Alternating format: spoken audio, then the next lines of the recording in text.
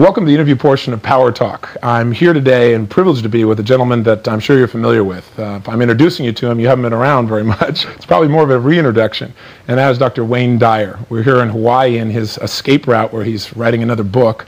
And if you're not familiar with Wayne, you should be. Certainly he's written some of the best-selling books of all time in the area of personal development. Your Erroneous Zones, Pulling Your Own Strings, The Sky's the Limit, Gifts from Icus, and his newest book, You'll See It When You Believe It. Wayne, I just want to first thank you for letting me get a chance to share with your family. My first introduction to you in person.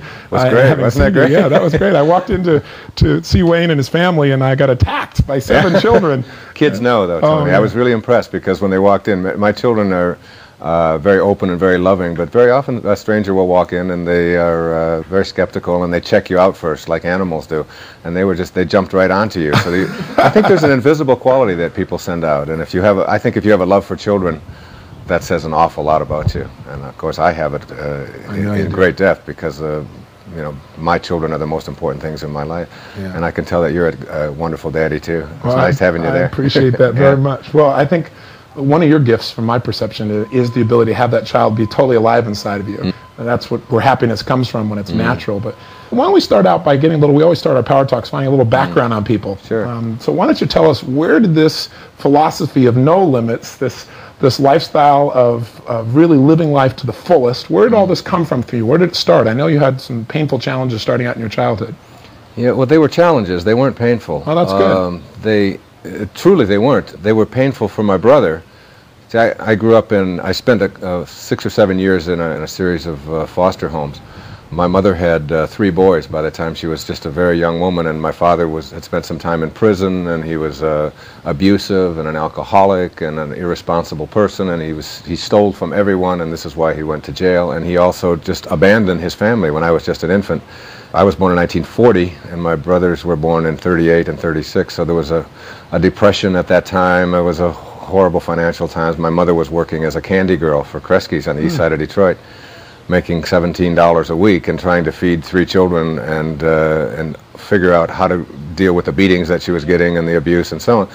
So I ended up in a series of foster homes with my brother. My oldest brother went with my grandmother, and we were all reunited when I was almost 10. I come from a position at this point in my life that there are no accidents, that the universe is on purpose. I agree. And I know I know your material as well as you know mine. I listen to your tapes and read your books and know that we have a lot of similarities there. And I think that the childhood experiences that you get, even the ones that we quote call painful, are lessons. And there are exams given, and we either pass them or we just keep repeating them. Yes, that's right, over and over again. Yeah.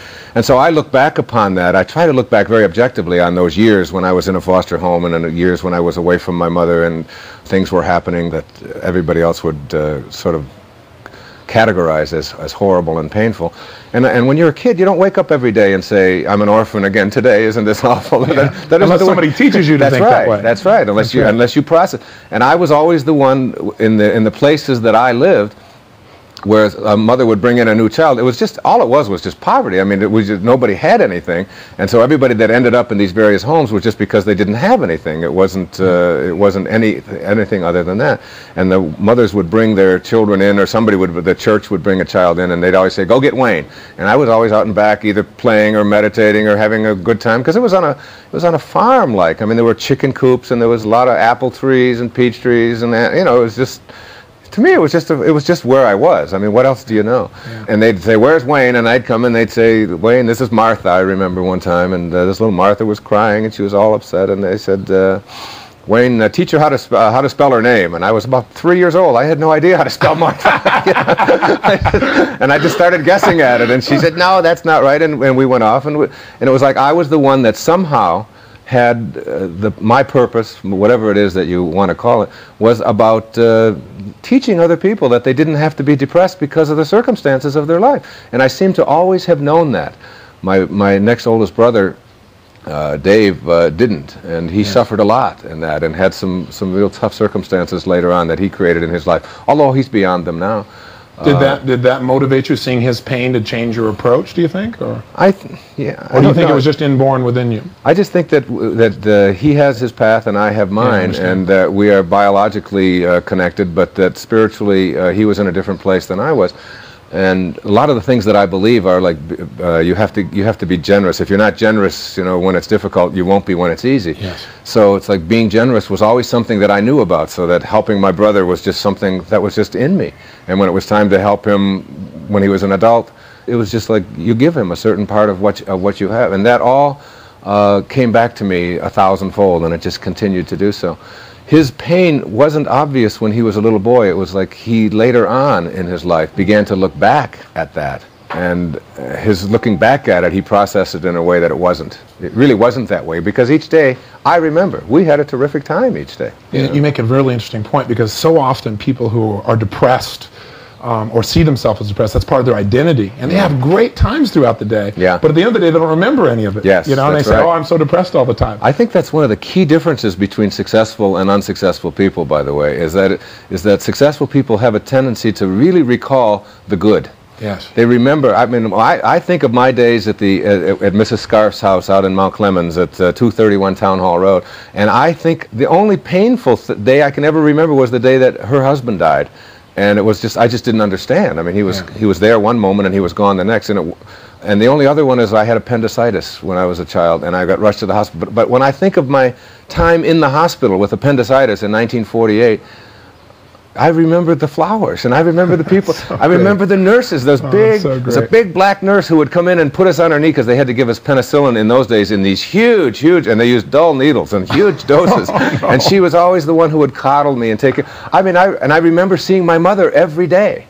I mean, she came to the hospital every day after working where she was, and that was just glorious. I don't remember any other part of it, and I have a tendency to do that. I've been through a divorce, and I talked to my ex-wife, who is now remarried, and I'm remarried, and our lives are in nice places, and we're very good friends and all that.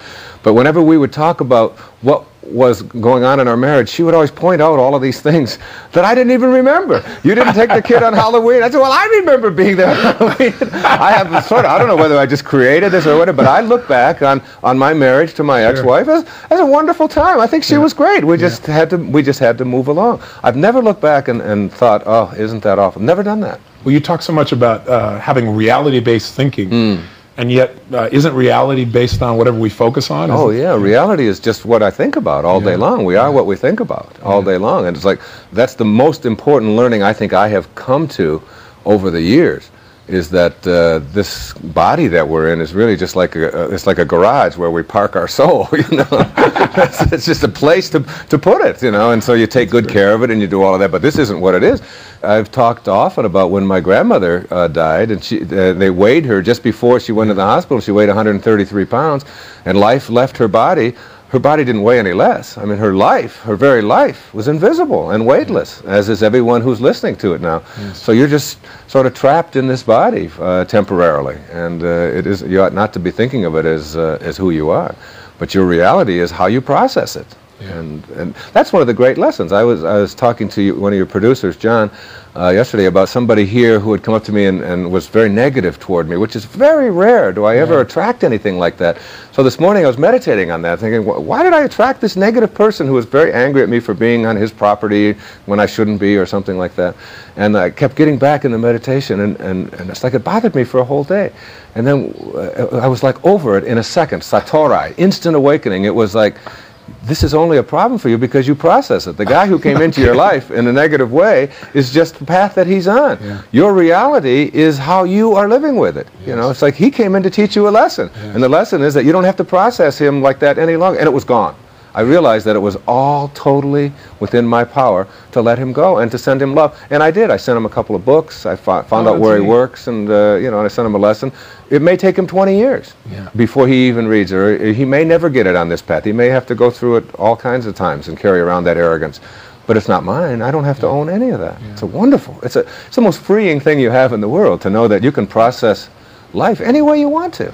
And when you say process, let's clarify that. You really mean changing the way you think about things, the way the questions you ask yourself, process the way you it internally. Absolutely, yeah.